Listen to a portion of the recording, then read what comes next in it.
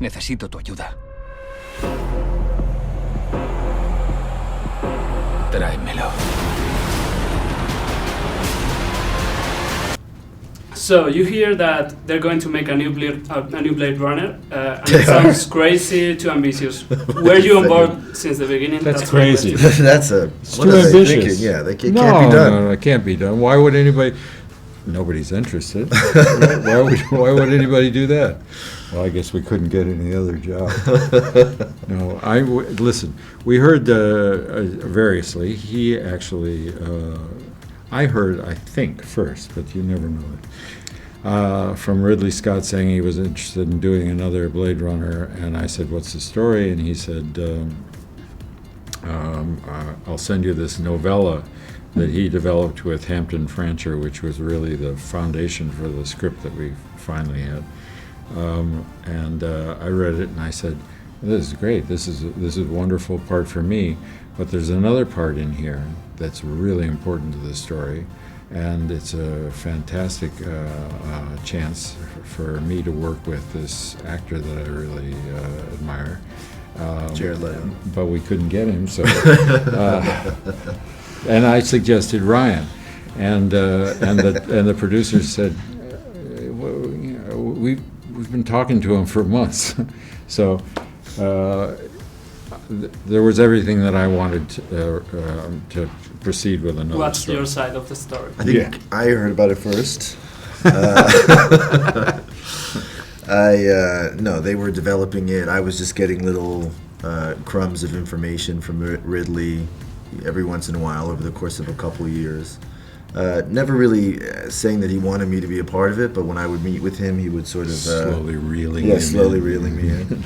And I was engaged. I'm a fan of the original, but everything I was hearing was sounding like it was really going to be a special film in its own right, and then to be asked to be a part of it was very exciting. I kind of see Rick Deckard as the villain in the original, hunting living creatures who want to live in freedom, not in fear. You think that's the case for Key, your character? I think that's what's complicated about the job and the film. It's that this false narrative has been created by the culture that the Blade Runners live in about a whole group of people in order to make themselves feel better about how awful their lives are, and to make everyone feel okay with the fact that they're doing things that no one really should have to do. And it's not a dream job by any in any way. And especially in this version now, 35 years later, the job is something that people don't even really want to acknowledge is happening. So these characters live in the margins. They're outcasts in their society. It's very isolating, very emotionally complicated, and yet at the same time, the character is still trying to have, is still